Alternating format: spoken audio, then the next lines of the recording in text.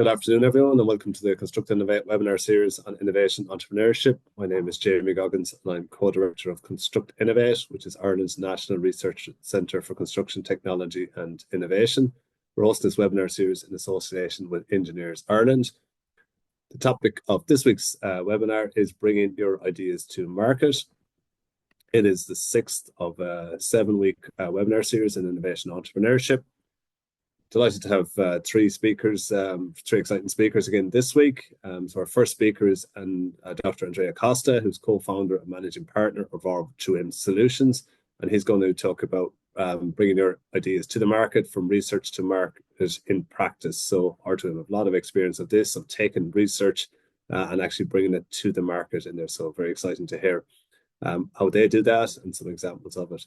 Then we have Dr. Rachel Hilliard, who's Senior Lecturer in Management at the University of Galway, and she's going to speak about harnessing your learning and experience for innovation in sustainability.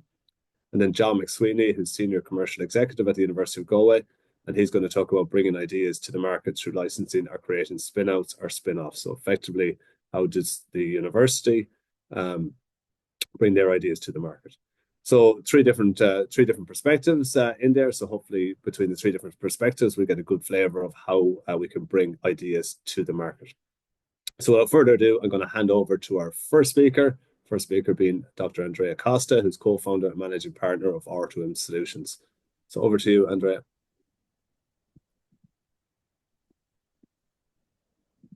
Thank you, Jamie. Hello, everyone. First of all, thanks for inviting me this event. I'm very happy to connect back to Ireland.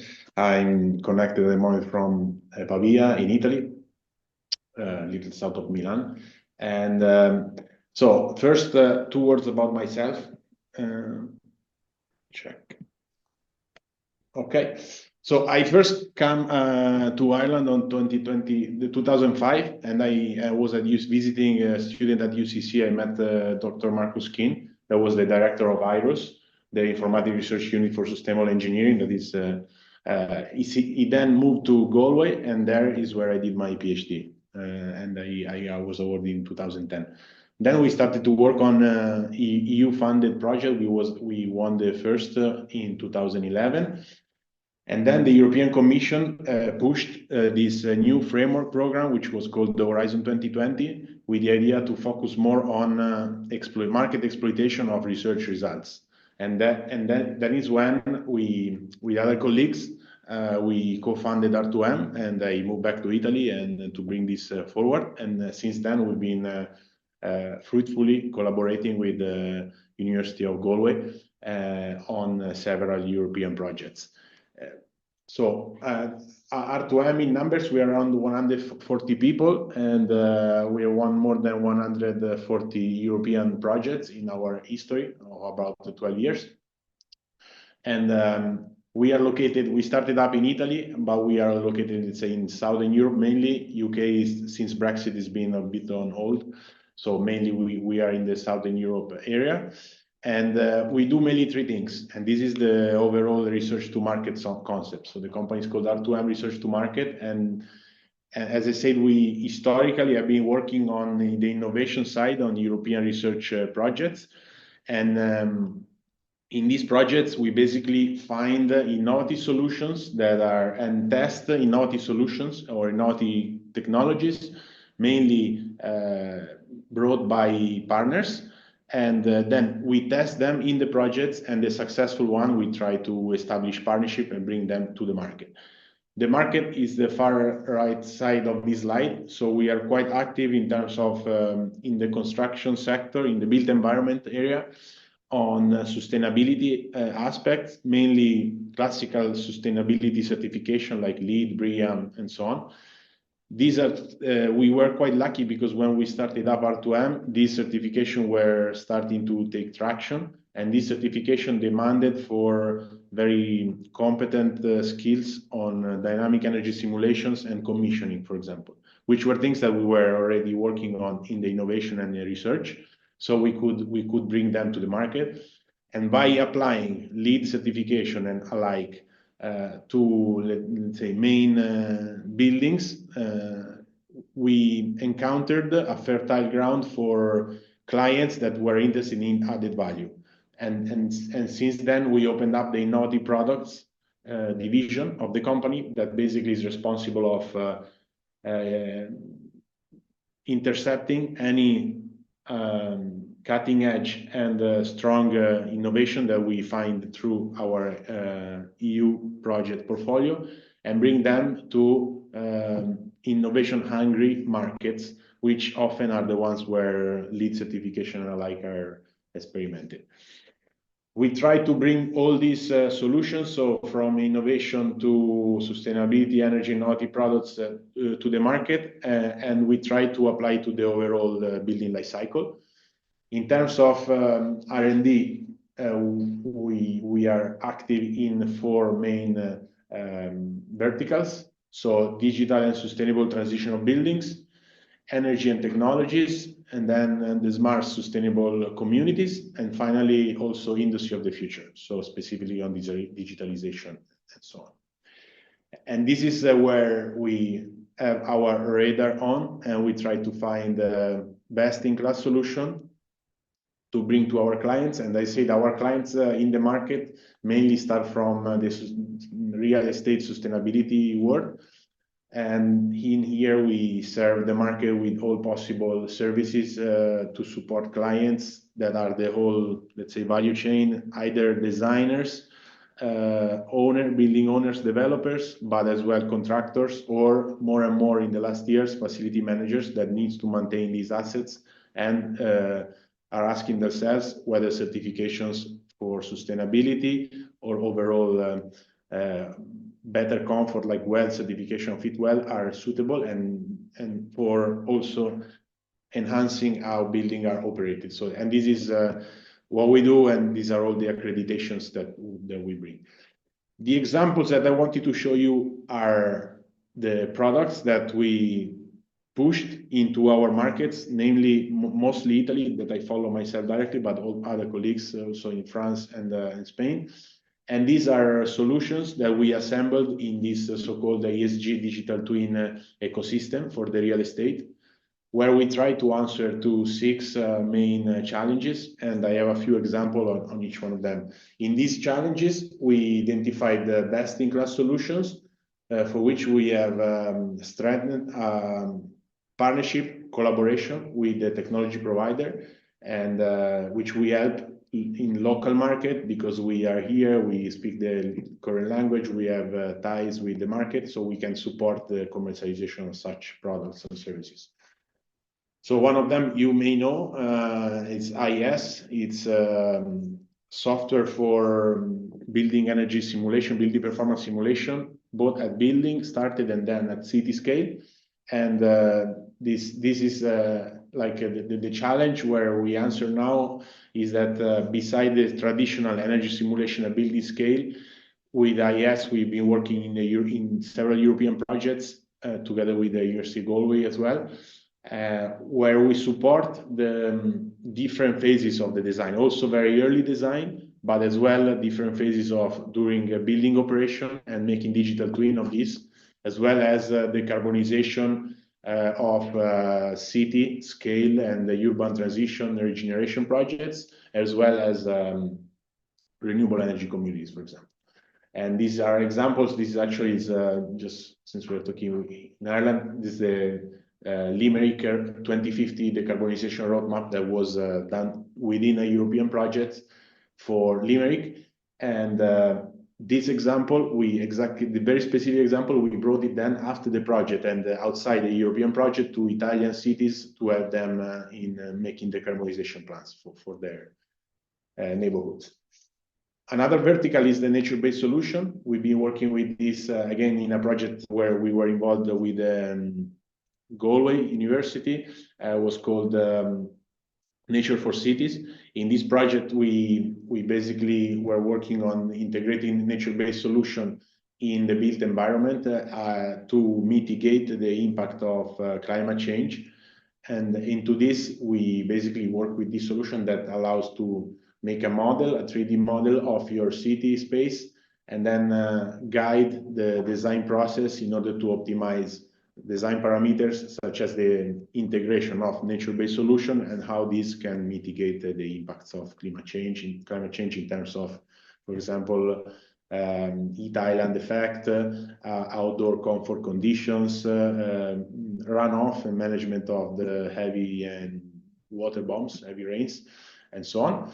And this can be done in a very light way with, let's say, web-based tool as well, with detailed physical modeling tool that once applied can also help the project to reach a certification like LEED or BREEAM. And in this case, it was the first certification we brought to Italy with this compound of buildings in Rome. And these are the type of analysis you can run and the type of KPIs that guide the decision-making process.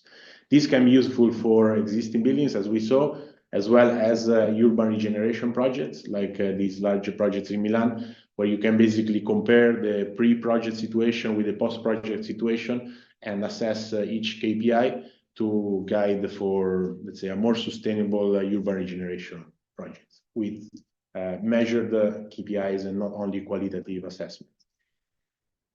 On a third vertical, again, started from a European project, is the collaboration with the Onyx Solar. Onyx Solar is a Spanish manufacturer of building integrated photovoltaic, and in this we have been working with them for a few years. And the idea here is that the PV panels on top of our roofs will not be enough to produce all the energy that we need to maintain and run our buildings. So we need to integrate the photovoltaic in the building envelope.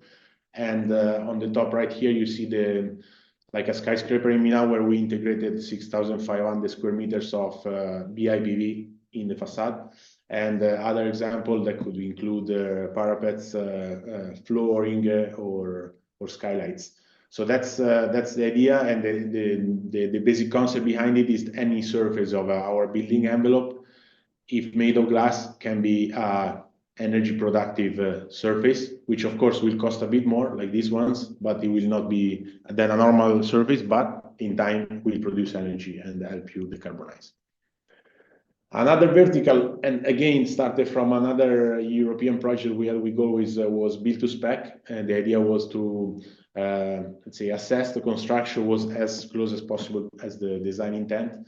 And in here we started to make scanning with this digital scanner called Matterport from the US. We became their first user, their first reseller in Italy a few years ago, and we are helping them to build this. This is actually our main office in Pavia.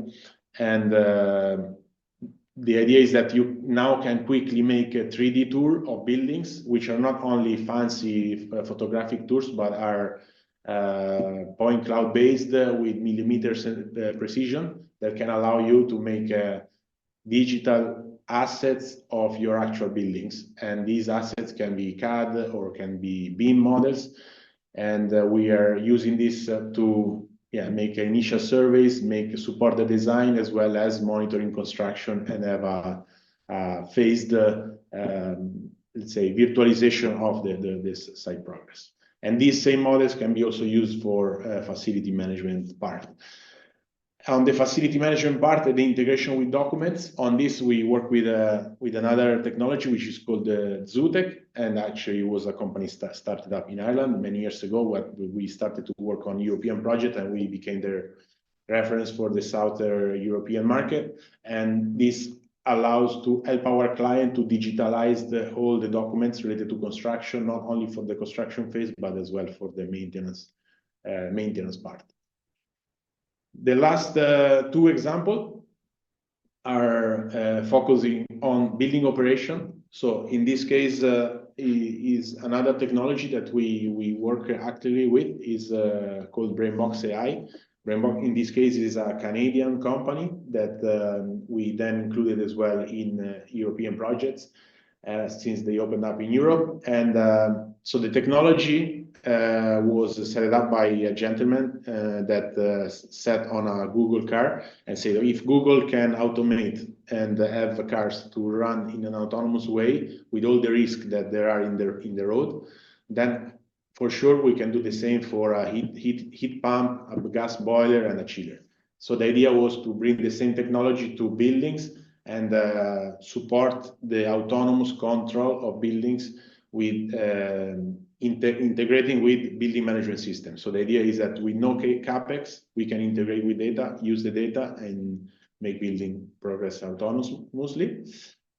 And the last point, which is again focusing on building operation, it's a technology that we push in the market to help our clients in manage better the space in offices, so book desks and so on. And this was came up a lot since COVID with hybrid working conditions. And beside this, which is quite say it's not very much related to sustainability, this infrastructure allow us as well to monitor indoor air quality parameter.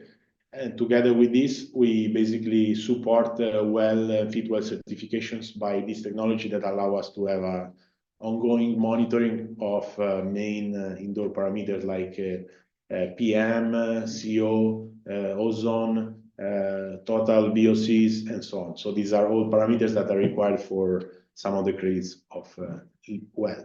And this is how we operate. And this is how we often connect the dots by being a well consultant, providing to our client not only the well certification, but as well with that, together with that, cutting edge technologies that can support in doing even better than the certification requires. So this was a very rapid, let's say, overview of some examples that started with European projects and ended up in exploitation of such technologies. And yeah, that's it. Happy to take any question at the end if there is time. Very good. Thanks a million, Andrea. So that's a great overview. I suppose congratulations on growing a company, such a large company, an expansive company from scratch as well. And I suppose taking on that plunge from an early stage of just finishing your PhD and going on to that journey, and just that flavor of the different types of innovation products that you've managed to support get onto the market and linking it into the European projects where they came from and help build on those. So well done. So if anyone has any questions from Andrea, please pose them in the Q&A function at the bottom of the screen, and we'll come to those questions at the very end after all three speakers in there. So without further ado, I'm going to hand over to our next speaker, Dr. Rachel Hilliard, who's a senior lecturer in management at the University of Galway, and she's going to speak about harnessing your learning and experience for innovation in sustainability. So over to you, Rachel. So Andrea was talking about how innovations can be generated from research-focused organizations. I'm going to take a slightly different perspective, which is to go back to the organization and think about how can innovation and change be generated inside organizations. And I do my research in the context of sustainability-driven innovations. I'm going to talk about that, but it's more generally applicable as well. How do organizations become responsive to change? How do they cope in fast-changing environments?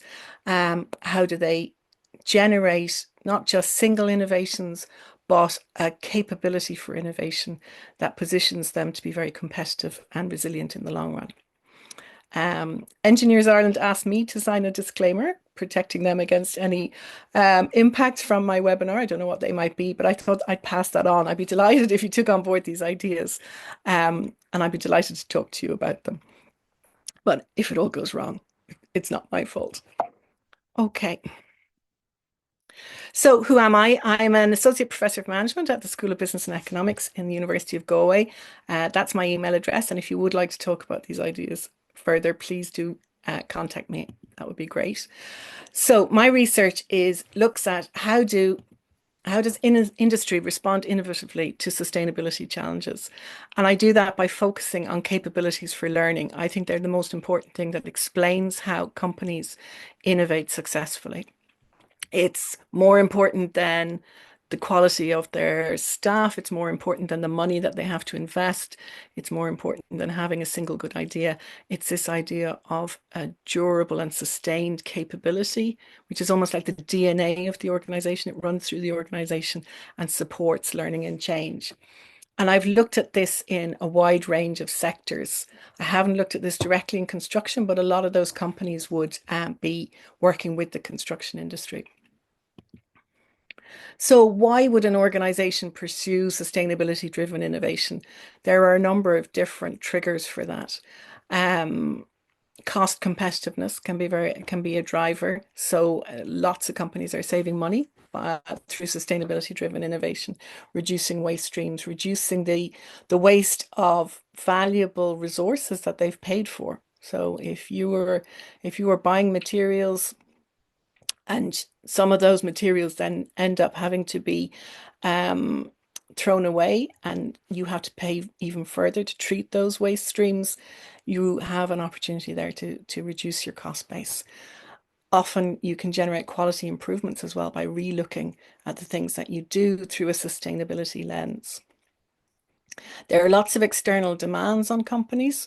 Those demands may come from regulators, or those demands may come from tendering and procurement requirements of your potential customers. So in the UK now, there are going to be quite high demands on companies to demonstrate strong environmental management and sustainability-driven improvements if you even want to get into the tendering process. And finally, then market demand. So customers are looking for products, customers are looking for companies with brand reputation. These are all very important drivers of innovation. So a company that can pursue sustainability-driven innovation has the opportunity to improve its competitive position in each of these three areas. So I said before that I understand organizations through this idea of capabilities for learning. So I would consider this to be the secret sauce of organizations, that we understand organizations as collections of competencies, that an organization is what it knows how to do. And if we want to look at why organizations are successful or unsuccessful, we look at what is it that they know how to do, what is their competency base. And this is really important for competitive advantage because competencies take time to acquire. You build them up through your experience. They're quite hard to imitate. So if you looked at if you looked at a competitor and thought, well, they're doing something interesting. Can I do that? Can I jump into that area? That might be quite difficult because they might have deep roots in learning that has helped them evolve to the position where they're able to take on this new technical area. So if you have a competency that's in demand, that supports improved performance, that can be quite a durable source of competitive advantage because it's hard for other companies to imitate you. Equally, you can get caught in a competency trap. If you don't have the right competencies, it can be a very slow and painful process to try and move to a stronger position. So I would consider that the long-run success of companies is determined by how well they build, use, and protect their competencies. And that's what I'm going to talk about, is what are the competencies for sustainability-driven innovation? What are the advantages of having these competencies, and how do you create them? So the process that I would see is there's some kind of trigger where the company realizes it needs to innovate in a particular direction. And at that point, it would call on its capabilities for problem solving and learning. Okay, this is a new problem for us. How are we going to solve it? What new skills, what new abilities do we need to develop to do that? Going through that problem solving process then will probably generate a need for new technical capabilities. So identifying those, integrating them into the company, making them a part of what you do, and that brings you innovation, doing some kind of new activity that you haven't done before. So what are capabilities for problem solving and learning? So capabilities are something that you call on regularly. So they're repeated, they're durable. So in some ways, they're systematic and routinized methods for change. So it's not just a one-off change event, something, COVID happens, we have to respond very quickly. The war in Ukraine happens, we have to respond very quickly. We might do things we've never done before. This is about having change processes in place that you draw on. And those processes will be directed towards being able to sense the need for change, right? So scanning the external environment, having somebody who's having a function that's looking at where change might be coming from so that you're not caught by surprise. Then identifying opportunities and solutions related to that change and carrying that forward to implement and potentially transform the organization. And they're fundamentally processes of collective learning. So coming together to think about, learn, take on new knowledge about what the company needs to do next. So they're not, companies can also change through luck or some kind of happy accident. They might change through spontaneous reactions. There might be ad hoc responses and firefighting, which, we probably saw with COVID. There might be particularly talented individuals who come into the organization and bring a change with them. That's different. That's different to having capabilities for problem solving and learning that exist in the company, that are there no matter what the external circumstances, that are there even though important people come and go. They kind of reside in the firm rather than in individual people. And part of what this means is that when you face an external challenge, when you're looking at either a problem or an opportunity in your external environment, whether that's a market opportunity or some kind of external demand, you and your competitors are not choosing from the same menu of opportunities.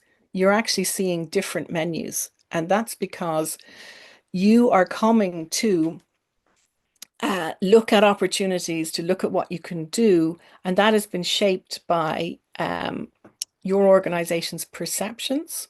And those perceptions are shaped by your competencies and your capability for change. So this is about evolution in many ways rather than revolution. So companies are building on what they've done in the past, and what they've done in the past determines how they look at the future, right? And then when you go through a new experience, you fold that into your perception and you fold that into your competency base. So the more change you take on, the greater your future capacity for change. And that capacity is embedded in these processes for problem solving. So, for example, if you're looking at environmental regulation that you need to comply with, or you're looking at the organizations that you tender into who suddenly have requirements for you, you and your competitors may approach those in completely different ways based on what you're already able to do and based on how you see the world and how you see your strategic vision. So a good example of this is a pharma company that I talked to. So they're in Dublin. And they had this very clear view that the plant benefits from taking up opportunities to maximize and exploit learning. They wanted in everything that they did to lift the intellectual capacity of the organization. And what they did was they ran environmental innovation alongside the greater strategic mission of the organization. And they saw those two things as supporting each other. Other companies that I would have gone into would have seen environmental demands as very much being a compliance issue, as being something that got in the way of their strategic vision, and as something that had to be managed and kept separate. So I spoke to an environmental manager whose job was very much make sure this doesn't bother anyone in production. In this company, they mixed up people from environmental management, from production, from process development, and they got them learning from each other. They wanted to make sure that everybody knew as much as they could across the organization. And then they also wanted to engage with external people and learn from them. So if they brought in someone to help them, they made sure that person taught as many people in the company as they could. They made sure that in every engagement, they were trying to learn everything that they could. So they didn't just want a job done. They didn't want a report written. They wanted, as many people as possible to deeply understand what happened around that report. So our competency is increasing all the time was something they said to me. And so a big outcome that they had was they worked on redesigning a chemical process to make it less to have less environmental impact, to reduce some of the wastes from it. And that was kind of in that project, they worked across the company, so they had a cross-functional team, and then they also engaged with universities and took on board advice from them. So that was a kind of that was a very significant project for them, very complex project. And then the larger benefit for them was that they were able to show their parent company that they now had very strong skills in process development. And so on the basis of that, the parent company invested in new capacity at the plant. And that plant moved from being a basic manufacturing plant to being a more strategic manufacturing plant that had the capability to take on new drugs rather than old and well-tested drugs. So there were two successes, right? There was the success of the individual innovation, and then there's the more significant success in that they were able to show that they had competency to take on a much wider range of activity. So looking across all the companies I spoke to, how can these problem-based learning, these change capabilities support innovation? So in the companies that were really good at this, they had early projects, early one-off projects. The difference was that they retained and leveraged the learning from those early projects. It wasn't just a project that happened, everyone was delighted, they wrote a report, they put it on a shelf. They made sure that what they did well in that early project was reused for future projects. And those became processes for change that they could draw on again and again. And then the second thing was that they were very committed to learning. So they were very deliberate about learning. One of the ways is to use cross-functional teams. So a lot of these companies would have had cross-functional teams in all areas of the business, not just sustainability.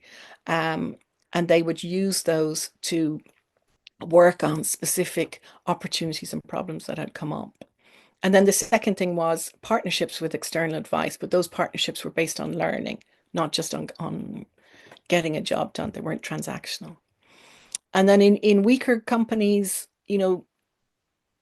often they had the same early projects, and often they had the same highly qualified technical staff, but they never turned it into a capability. They didn't have an interest in using that learning again. And often they would outsource key activities. So if they needed, if they were having an ISO certification, they would get a consultant to come in and do that for them rather than having an internal team that worked on it. And often this resulted in, instead of these kind of positive learning-based relationships, they would be quite adverse relationships because they weren't meeting their obligations, and they didn't have an open and a kind of problem-solving attitude. So generally speaking, a high-performing firm that's able to generate innovation would use cross-functional teams for problem solving. So they're bringing people together from across the organization to look at what is this new thing that we might do. And they do that on the basis of, for example, regular meetings. These would be like 6 meetings a year to identify and progress projects. Using data, goals and targets to direct improvement. So rather than relying just on, well, we've been doing this and it looks promising, let's continue. They were much more rational about what they were going to do in the future. They were very systematic about scanning the external environment, about understanding their own strengths and weaknesses, and looking at what needed to happen. They had rules of thumb built in, routines or rules of thumb built in about accessing external advice. This is how we engage with people externally. We make sure that we expose as many internal staff as possible. We make sure that we understand how to do this in the future. So this kind of deliberate commitment to growing internal capability. So all of these things provide the kind of fertile ground that puts a company in a position where it can either generate or adopt important innovations. So it's all very well thinking about a firm that does it excellently. How do you get to be a firm that does it excellently? So some of the firms I looked at were growing their capabilities. So they might have, one cross-functional team. They might have used external advice and transferred technical knowledge on one project. But they have things like, they've made this same commitment to growing their internal capability. They've made a commitment to regularly looking to identify new activities, and they've made a commitment to being rational and using data to support that. So these are, if you want to become a company that has these strong capabilities for change, strong capabilities for new product development, or strong capabilities for moving into new markets, these are the kind of routines that you want to look at putting in place. So what were the kind of benefits that we're seeing in companies? Often you saw really useful partnerships with customers and suppliers to solve problems. So there was one company where their environmental manager would actually go and work with customers to solve their environmental problems. And that, created a very close relationship and made it likely that that customer wouldn't be moving to someone else. So it kind of moved their relationship beyond a price-driven relationship. Sometimes people identified a supplier who could take on, for example, a waste stream for them. And that supplier might not be very sophisticated or might not have a lot of resources. So they might even invest in that supplier to get them to a position where they can jointly benefit and solve a problem innovatively. Lots of companies identify new products that reuse waste streams. So sustainability can give you, just an alternative lens on your innovation opportunities. It can give you a way of looking at things a little bit differently. So these companies, would always have been focused on cost efficiency, but somehow by looking at things from a sustainability perspective, very common to see, projects with a payback of 1 to 3 years, or projects reducing 70% of different complicated waste streams, or avoiding the need for significant investment in waste treatment.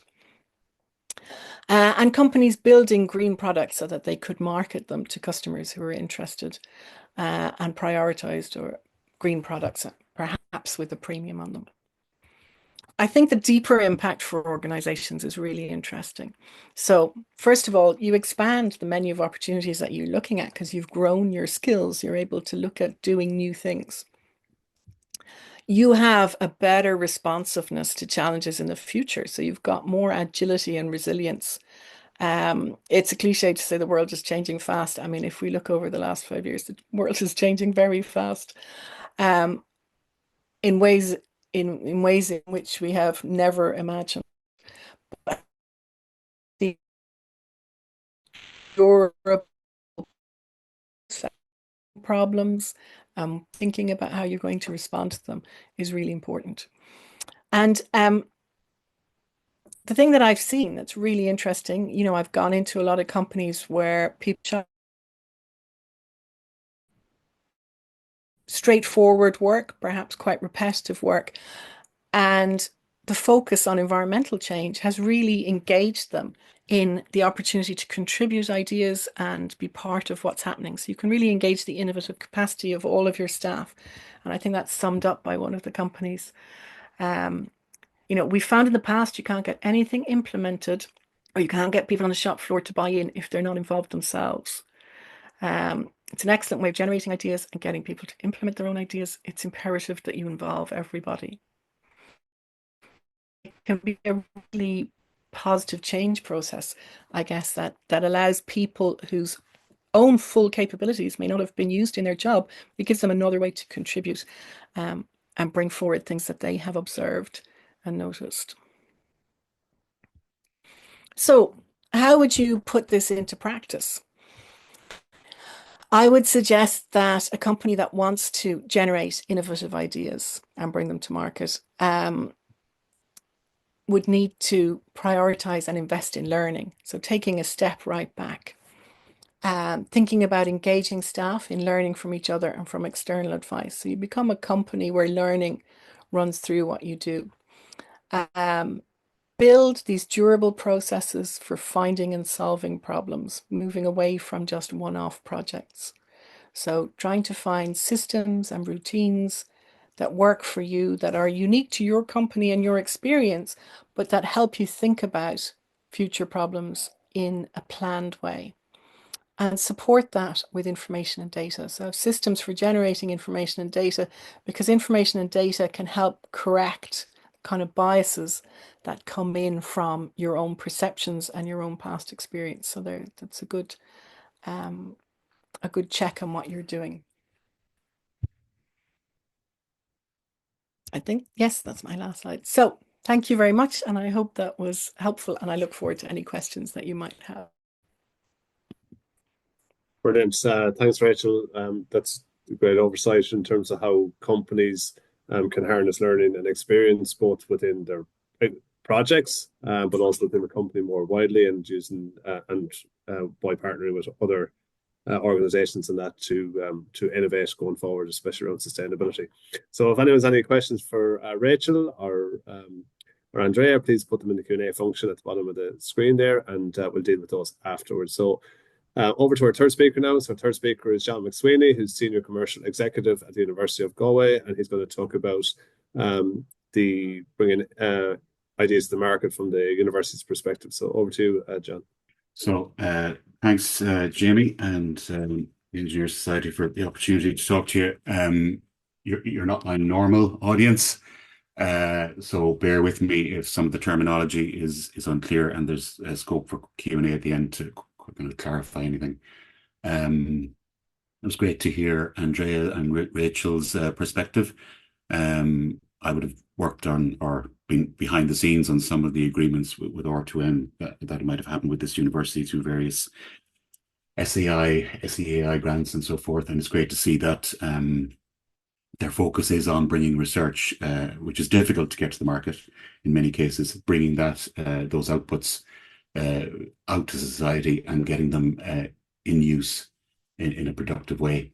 So yeah, this presentation is just giving you a university perspective on how we get some of those research ideas to market, and some of the ways we do it, and the reasons why we do it, and then some of the metrics from across the world around the benefits of this, and then just finish up with some sample case studies from our university, just to put it in more tangible form.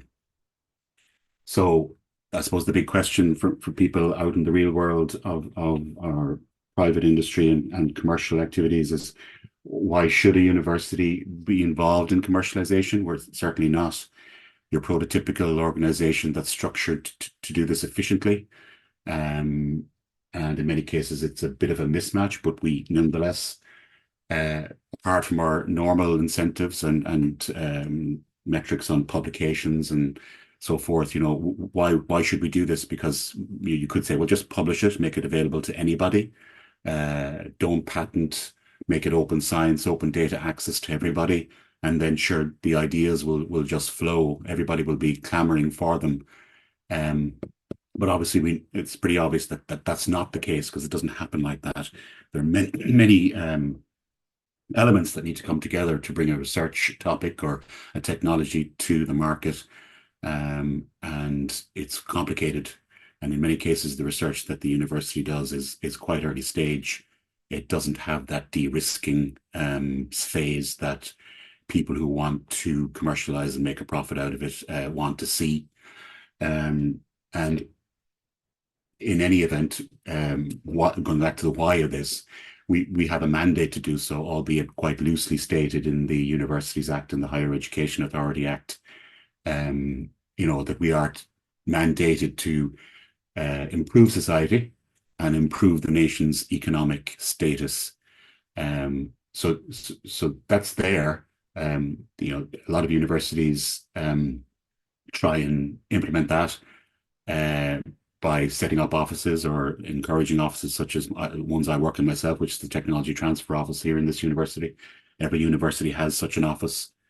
We were originally set up to, I suppose way back in the 2000s, as the Industrial Liaison Office, trying to connect with industry and answer some of their burning questions about products that they might be doing validation, measurements, trying to engage them in lower level, or so I should say, more blue skies research, with a view to doing what Rachel alluded to in terms of innovating new product lines. So that's the mandate of the universities. And just go back to the next one. So another why, you know, because of that mandate, we have technologies that may not and do not get to the market for various reasons, but they would be useful to society. This is especially the case in medical device technologies, where, you know, there are improvements that would benefit the patient cohorts involved, but they never see the light of day for various reasons. So over the last number of, I suppose, decade and a half, number of years, 15 years or so, bodies such as Enterprise Ireland and Science Foundation Ireland are focusing or trying to increase focus on the bringing of those technology products, potential products to market through various grants, assistances, and focus on building an entrepreneurial core of researchers in the universities. So licensing or spinning out these technologies is a way for us to impact society positively while maintaining our core focus on research and education. A small element of consideration is the potential income that might be generated to bolster core infrastructure. In general, in universities don't make a huge amount of money unless you're talking about US universities, and it's a slightly different model there. But certainly that's not the main driving force behind the ideas of bringing or trying to commercialize university technology. And that's all very well at a top level, but if the research team involved doesn't have that kind of slant on their approach to things in terms of their research and getting it to the market, it's not going to go very far. So there needs to be an entrepreneurial characteristic in the research team, that they are interested in potential rewards outside of publications and general promotion opportunities. Because these collaborations with industry and spinouts can generate more project income for them. It can be more particular to their research interests. And a lot of people want to make a difference in the world, as in seeing their products being deployed in marketplaces, as opposed to a more blue skies low TRL level research paper, which points to something general, maybe interesting, but hasn't been fleshed out further to see if it's really applicable or commercializable. So in general, we have two mechanisms of spinning out, or sorry, of commercializing. One is through license agreements. I think Andrea would have alluded to that in his earlier presentation, whereby an existing company is found that has an interest in the sector or the technology. They would be established in the marketplace and have the funds to work with a university to take on such an early stage technology and put the necessary resources in place to actually bring it to market. And then a spin out or spin off, we generally call them spin outs. A spin off is slightly different in context, but it's a new company which is generally co-formed because the university is involved and agrees to being part of this new company. And will bring with it one or more of the research team to be involved in that, and involves the licensing of that intellectual property that's relevant to the spin out from the university. So they're both license agreements effectively, but one is to an existing company and one is to a newly formed company in general, which the university is involved with and has a stake in. So then this is just taken from kind of a Bible of technology transfer written by a person called Tom Hockaday in the UK. And this is your prototypical conventional view on licensing journey versus spin-out journey. And I'm not going to go through the details of the table here, but on this view of it, the spin-out is the harder hurdle, the larger ask. And licensing is easy. You just find a company and sure, it's pretty obvious that there's a match between you're in the same sector. They'll want your technology because they'll see that it's of benefit to them, and it'll all happen very quickly and will require minimum support from the university research team. And you just sit back and you watch the dollars roll in or the euros roll in. And then obviously a research team would have a very, quite correctly, not cynical, but kind of apprehensive view of a spin-out journey, because it is very difficult and it requires a lot of commitment. But in many cases, at least in that case, you have more control and more determinism in trying to make your product reach the market. In a license situation, that's not always the case. You know, companies can mothball technologies. They can move funding around from research teams. They can change focus. There could result in lost time in getting to the market. And eventually, if they don't fulfill their part of the license agreement, it may come back to the university, but by that stage, the market opportunity may have gone. So that's the conventional view. And then an alternate view here is the opposite, that licensing is difficult because it is, because it's very difficult to find a match with a company. It can take a long time for them to evaluate. It can take a long time for them to make internal decisions about whether to invest in it, because it is an investment. They may not have the infrastructure or the structures in place. Rachel alluded to this earlier in the context of innovation, but it's also the case in terms of technology transfer. If you don't have those structures in place and the teams in place that can work with a university team to bring in that technology information quickly, then it's not going to go very far. So that's a kind of an interesting alternate slant on the viewpoints of spin out versus license. And is there a choice is the question on this slide, and there really is, because it all depends on a case-by-case basis.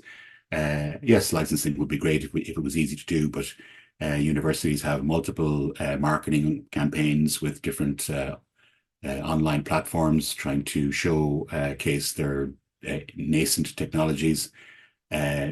You get a lot of interest, a lot of hits, you get some tire kickers, but it's very, very seldom that you'll actually get closure on a deal through those. And we're not set up to do the cold calling marketing. We don't have the resources in place in offices like ours. We're quite finitely resourced. So, it's actually quite a hard thing to do. And I'm just pointing to here some of the nomenclature that we use in the university system. This notion of technology readiness level, some of you may be aware of it. It's a term developed by NASA, and it tries to explain, where your technology is in terms of being all the way ready to be deployed in a marketplace and sold to a customer. This is just this is one view of it. There's many different views of this table. It was obviously developed by engineers because it starts at 0. It's, you'll see various versions of this table with different descriptions of what each level is. But typically, as you can see, it's an idea to basic research to a validated research, a small prototype in a lab, all the way up to a full commercializable application that can be supported in the marketplace. So generally speaking, the university technologies reside in the 0 to 3, I would say, 0 to 2 or 3. State-funded agencies such as Enterprise Ireland offer the ability to move those up the TRL scale to about 5 or 6 with some commercialization funding grants. And then there is still a gap, whether you license to a spin-out or an existing company, in terms of the amount of resources that you need to bring it up from 5 or 6 all the way up to 8 or 9. And this is really kind of de-risking step that funds like the DTIF, which is the Disruptive Technology Fund, are kind of created to allow for.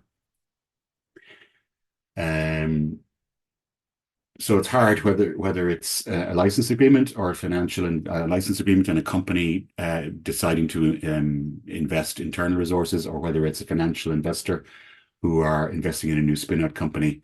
And the correct route to the market, or to the marketplace, is whether it will depend on the research team, its interests and attitude to entrepreneurship, really, and their willingness to do that journey. The size of the market is very important, because in many cases, point technologies have a finite market. Anything less than 200 million of a market is very difficult to get investment from an external investor in a standalone company just solely based on that one product need. So there's a threshold. So therefore, it would become more like a licensing opportunity. You might target strategics. You might target existing companies who have product gaps in their portfolio, where this might plug a hole. But so all these factors come into play when you're deciding the best route to market for the university technology. Andrea pointed to this in his presentation. Typically the quickest route and the most common route for licensing technologies is where you have some sort of collaboration between existing industries and a research team in the university. The topic or the need that they're working on in the project is very much focused on a well-defined needs-led development, which is defined by the company. And the research team will contribute in either some validation step or usually in some novel or unique approach that the company can take on and build into its workflow processes. So these are typically where we see licenses happening. When they don't go ahead like that, and when we have these bank of technologies, as I mentioned earlier, we do use these external technology platform marketing applications. And then you get people like, I won't say patent trolls, but they're more like venture builders where they take on early needs, try and put a company team around the technology. They'll work with the researcher or principal investigator in the university. So it's a kind of a softer step to a spin out. But typically in their workflow processes, and I've worked with a few of them over the last number of years, 1 in 1,000 is what they might select from their funnel to take on under their wing and to back with some money in an accelerator and a CEO. And then typically in these instances, as opposed to a direct spin out, the return to the university is lower. I have a couple engagements going on at the moment. They've been going on for 9 to 12 months, and they still haven't decided whether they want to or not. And at the same time, then it's taking time from the university team to engage with them and to provide them with inputs and prototypes and so forth. So it's a difficult journey either way. And these are the typical questions that they might ask. Is it solving a problem, meeting an unmet need? How strong is your IP position? What's its unique value proposition versus the existing market players? Is the team in the university willing to engage and support the transfer? What TRL level is it at? Can you put a business plan together on the basis of this, et cetera, et cetera? And then these highlighted questions are effectively the same questions as you would be asking a spin-out opportunity in a university. Have we got the necessary parts in place to proceed along the spin-out path?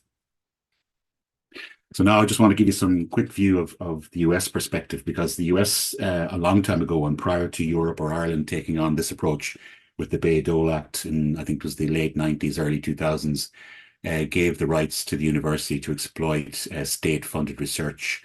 And until that time, there was a very much mixed way of developing IP from universities in the US. But since that time, there's, and this is just based on this kind of over governmental body that exists in the US and affiliates with universities and independent research institutes. And this is why they do it. And it kind of it marries with what I mentioned at the start of the presentation. They have a view that research funded by the state should positively impact the country, both from the point of view of jobs, economic competitiveness, and global technology leadership, and in particular in the medical health sector, advancing public health, and obviously in the United States case, strengthening national security. I think all of those points are aligned with where we are in Europe at the moment, and especially the latter. So really, it is kind of, they came to this conclusion a lot earlier than Europe did, and they have put in place funding mechanisms and supports. And of course, they have a very strong VC community who are looking to back these type of outputs. The autumn reference there is the American University Technology Transfer Organization. And they, much like Knowledge Transfer Ireland here, monitor the outputs from the university sector. And this is typically what they have produced in 2023. It's a typical year, almost or nearly 7,500 patents, 9,000 licenses executed with existing and new companies, spun out 900 companies, and created 700 commercial products. That's quite impressive. And it points to where Europe needs to go, I think. If you look then at the equivalent 2023 figures for Ireland, you can see that we have produced spinouts. They have created jobs, they have raised money. We have also licensed, collaborated or licensed. We have entered into collaboration agreements with industry partners, and we have licensed a number of technologies out. Here in Ireland, we're at 26 and 76 patents filed, etc. And then if you just do a quick view or comparison versus the US, so they've 100 times more patents, 35 times more products, 44 times more license option agreements, and 35 times more spinouts, which is great and what you'd expect. But then we're not quite so out of kilter if you look at these figures, because they received almost 100 times the amount of funding. So obviously spinouts and licenses and products isn't a linear scale. Patents is probably a more comparative figure in terms of what you put in and what you get out. But typically, and we in our KTI as representing the university sector from the point of view of knowledge transfer and outputs from the sector, compare ourselves with UK and US regularly. And while our numbers are low because we're a small country, comparatively speaking, for the amount that we put in to this amount of funding that the state puts in, our outputs are actually quite high. I guess where we have a deficit really is when it comes to scaling. Companies in the US probably scale better. Companies spinouts here tend to either be acquired or disappear. It's harder to get to scale. We have to go to Europe or the States in the case of medtech devices. So the transition is more difficult to access the market, whereas in the States they have a ready-made market. So that's some food for thought. I think it points to maybe if we put in more money, we might be more impressive. But that's where we are right now.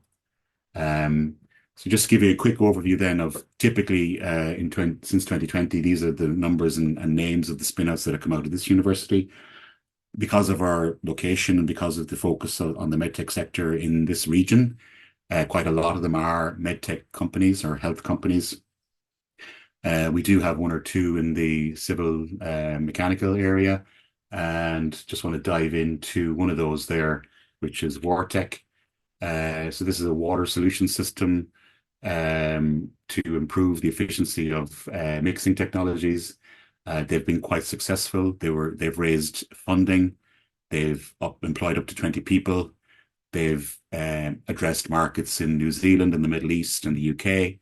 And they look like they're on an upward trajectory. And this is a kind of very positive way to show the benefits of bringing a university technology to the market in terms of sustainability, jobs creation, and overall input to the national economy. So this is just a final slide then to show that the funding bodies in the country are focused on this, that they're trying to strengthen and enhance the numbers and the quality of the spinouts that are being created, and to ensure that they can scale better. So these things are being put in place into the university structure behind the scenes. So when you do see news articles about spinouts and startups coming from the university sector, it's not happening completely by happenstance. There are structures in place. There is an intent. I think we're doing okay, but we can do better. There is the opportunity for people in industry to bring ideas back in and do a spin in and then spin out approach. I can maybe put out a call to arms for anybody out there who's interested to, if they have something that they want to work on that might make a difference, talk to an interested PI in a university sector. He may see value in it. There are ways to bring those type of things in and to get funding from Enterprise Ireland if that's of interest to people out there. That's really it, I think, for today. Yeah, that's just a final slide to show who's supporting us. Brilliant. Thanks, John. It's thanks for going through that and kind of showing, I suppose, the main drivers of universities is not about making money, but it's about getting those ideas out there and getting them used for the good of society, which means that in some cases that would mean to commercialize them, and that and to go through and explain the difference between the licensing and spin out and how it might be done, and showing some examples there. So we had David Hunt from Vortex on here a couple of weeks ago, explaining or going through what Vortex and the success of Vortex have had in there. So that's fantastic.